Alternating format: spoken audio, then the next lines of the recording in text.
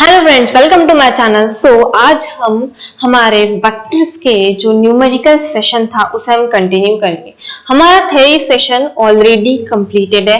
Almost सारे concept हमने हमारे थ्योरेटिकल सेशन में ले लिए, बट हमारे कॉन्सेप्ट्स को बिल्ड करने के लिए हमें बहुत इंपॉर्टेंट है कि हमें न्यूमेरिकल से वो थ्रू होना बहुत जरूरी है ताकि हमारे कॉन्सेप्ट्स बहुत अच्छे से डेवलप हो। ओके, तो हमारे सेशन को हम शुरू करते हैं। देखो, ये हमारा ऐप है। अगर आपको कोई फ्री पीडीएफ डाउनलोड करने जिसमें फॉर्मूलाज है वो आप हमारे ऐप से डाउनलोड कर लीजिए। ये हमारे प्ले स्टोर पे है available. Okay, so let's start. हमारे सेशन को हम शुरुआत करते हैं। Okay, there are two force vectors, one of 5 newton and other of 12 newton. एक है F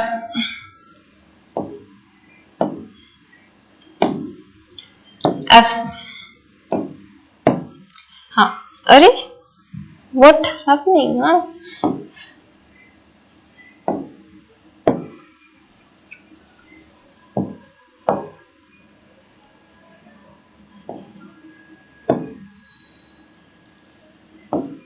हाँ, F1 is equal to 5 Newton and F2 is equal to 12 Newton. Okay, at what angle the two vectors be added to get the resultant vector? R कितना चाहिए हमें? 17 Newton. R is equal to 7 Newton and R is equal to 13 Newton. ये resultant मिलने के लिए हमारा angle हमें find out करना है कि वो एंगल क्या होगा। हमें F1 वेक्टर दिया है, F1 वेक्टर का मैग्नीट्यूड दिया है, F2 वेक्टर का मैग्नीट्यूड दिया है। ओके, तो हमें पता है resultant R is equal to F1 square plus F2 square plus 2 F1 F2 cos theta. अब R की वैल्यू रखो 70। F1 क्या था? 25 plus 144 plus 2 into 5 into 12 into cos theta 17 का स्क्वायर। यहां से हमें कॉस थीटा की वैल्यू मिल जाएंगी 1 and cos theta is equal to 1 for theta is equal to 0 degree. So theta is equal to 0 degree ये वैल्यू हमें कब मिली? जब हमारा resultant R is equal to 17 newton था। ओके, अब थीटा की डिफरेंट वैल्यू जब R is equal to 7 newton रखेंगे तब थीटा की वैल्यू डिफरेंट आएगी, और R is equal to 13 newton रखेंगे तो ऑब्वियसली थीटा की वैल्यू कुछ और आएगी। तो ये आपको फाइंड आउट करना पड़ेगा। इस तरीके से, इस वेव से आप जाइएगा, आपको आपका आंसर आ जाएगा। Okay, if the sum of 2 unit vectors is a unit vector. हमें पता है यूनिट वेक्टर कैसे डिनोट करते हैं unit vector. Okay, let n1 cap and n2 cap be the unit vectors. In vectors का सम n1 plus n2 ये है vector n। Vector n is the sum of n1 plus n2, मतलब n1 and n2 unit vectors के vectors का ये सम है।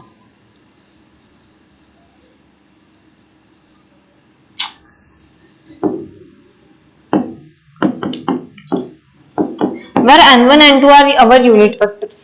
Okay, so जब 2 vectors का एडिशन होता है तब हमारा फॉर्मूला क्या है? Under root of n1 square plus n2 square plus 2n1 n2 cos theta. Unit vector है तो इनका मैग्नीट्यूड क्या होगा? 1।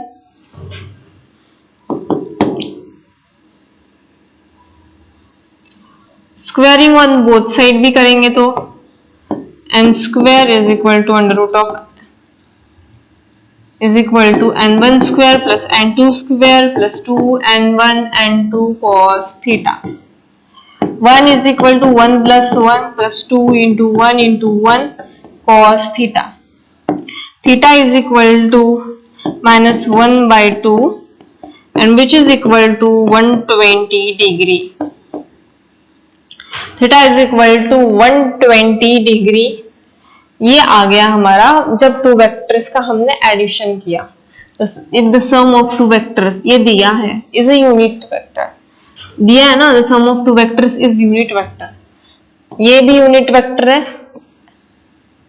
सम of two unit vectors is a unit vector. देखो n1 cap plus n2 cap, ये क्या है हमारे यूनिट वेक्टर है, इनका सम इज यूनिट वेक्टर, ये भी यूनिट वेक्टर है, सम है ना इनका, इसलिए तो इसकी वैल्यू भी 1 because it is a unit vector. Okay, तो थीटा हमारे पास 120 डिग्री आ गया। अब हमें डिफरेंस वेक्टर निकालना है।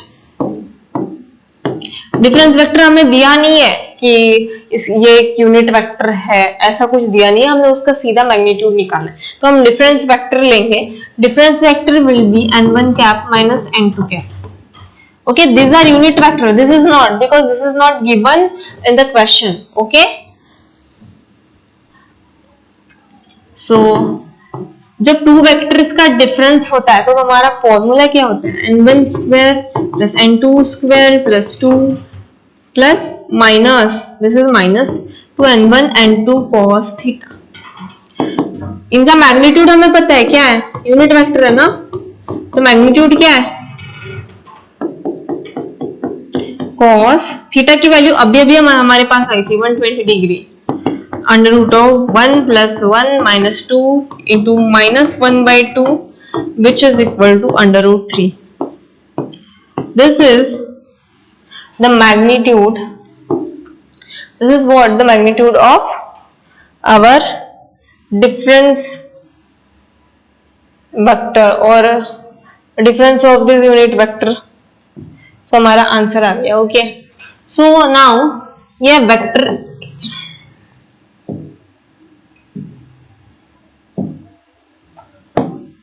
ये हमारा वेक्टर ए, ये वेक्टर बी, ये वेक्टर सी, और अभी हमें इनका वैल्यू फाइंड आउट करना है। ये जो है ए बी एंड सी, ये इनके मैग्नीट्यूड है। तो वेक्टर ए का मैग्नीट्यूड जब निकालते हैं तब सीधे इनका स्क्वायर कर लो और एडिशन कर लो। ओके, और जो निकलेगा वो हमारा answer 4 plus 9 is equal to under root of 13। Vector B का जब मैग्नीट्यूड निकालेंगे तब 3 स्क्वायर प्लस माइनस 1 का square is equal to 2 is equal to 9 plus 1 is equal to under root of 10। And vector C का जब निकालेंगे तब 36 plus 4 under root of 40, इनकी वैल्यूज रख लो और आंसर निकाल लो।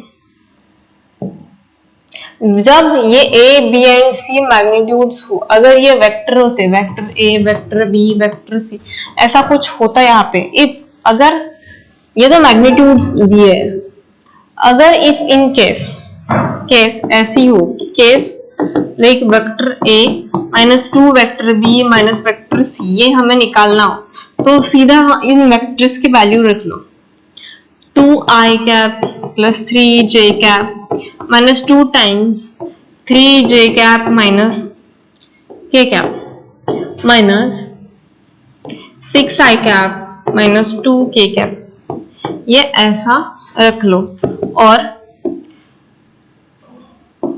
2i cap plus 3j cap minus 6j cap plus 2k cap minus 6i cap minus 2k cap, 2i cap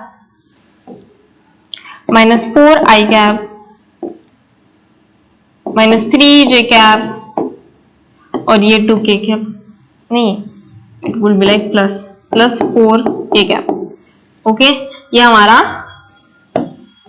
तब होगा जब हमें ये वेक्टर्स के फॉर्म में पूछा हो, ये हमें मैग्नीट्यूड के फॉर्म में पूछा है, तो ये वाली वैल्यूज उसमें सब्स्टिट्यूट कर दो और आंसर निकालो। Okay, now next,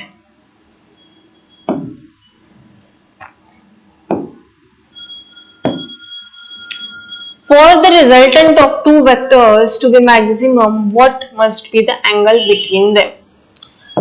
R is equal to under root of a square plus b square plus 2ab cos theta. cos theta की वैल्यू सबसे मैक्सिमम कब होगी? cos थीटा की मैक्सिमम वैल्यू इज 1। कब? Theta is equal to 0 degree पे। So answer 0 degree.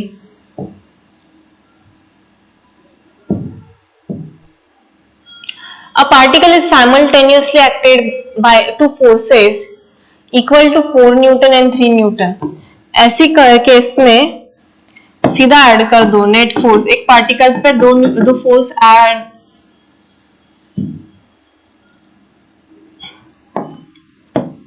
दो force लग रहा है तो net force is equal to F1 plus F2 which is equal to 7 newton. एक पार्टिकल पे दो फोर्सेस एक्ट हो रहे हैं तो उनकी सीधा एडिशन हो जाएगी।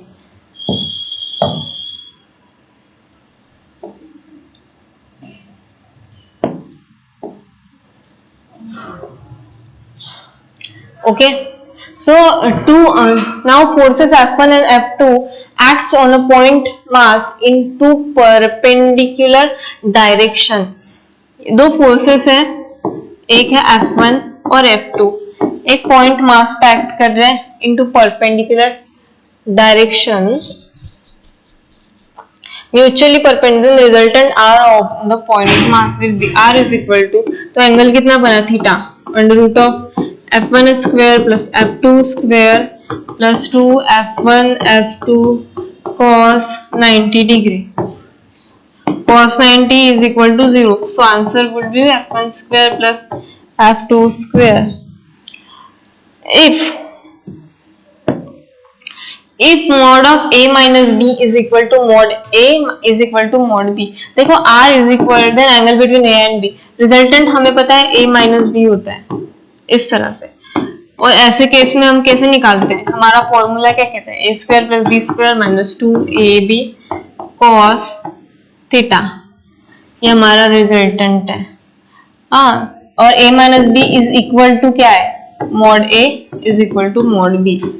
इनका स्क्वायर करते हैं, आर स्क्वायर टेकिंग, अगर ये यहाँ पे मॉड लेते हैं दोनों साइड पे तो हम एट द एंड क्या करते हैं? स्क्वायरिंग करते हैं। R square is equal to A square plus B square minus 2AB cos theta. R is equal to A square, ये देखो A square plus B square minus 2AB cos theta. A square cut हो गया, 2AB is equal cos theta is equal to B square. A is equal to B, तो यहाँ पे हम A की जगह बी रखेंगे, B square cos theta is equal to B square cos theta is equal to 1/2। यहाँ से हमें थीटा की वैल्यू हमारी आ जाएगी, रख लो। The magnitude of vectors A, B and C are respectively, A हमारा क्या है?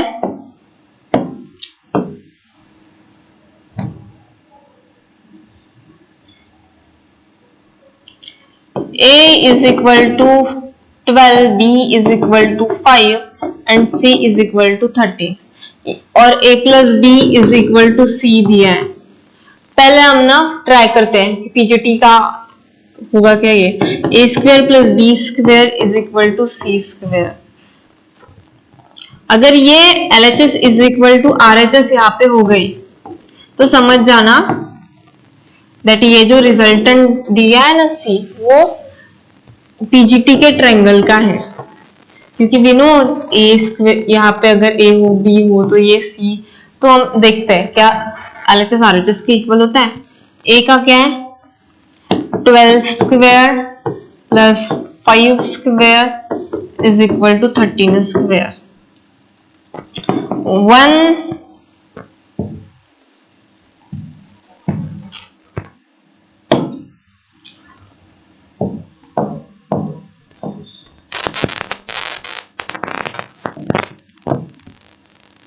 144 plus 144 plus 25 is equal to 169। which is equal to 169 is equal to 169, इसका मतलब LHS is equal to RHS, जो कि हमारा PGT के लॉ को ये एक्सेप्ट कर रहा है. So answer will be equal to 90 degree. 90 degree मतलब pi by 2. A particle has a displacement s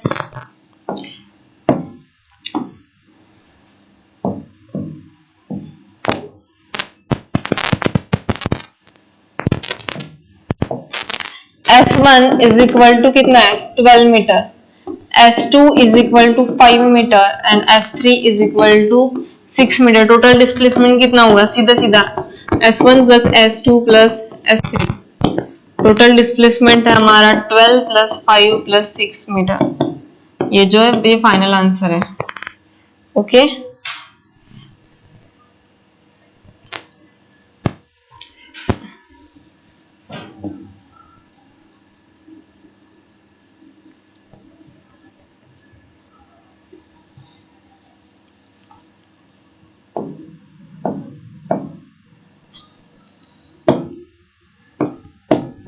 under root of S1 square plus S2 square plus S3 square.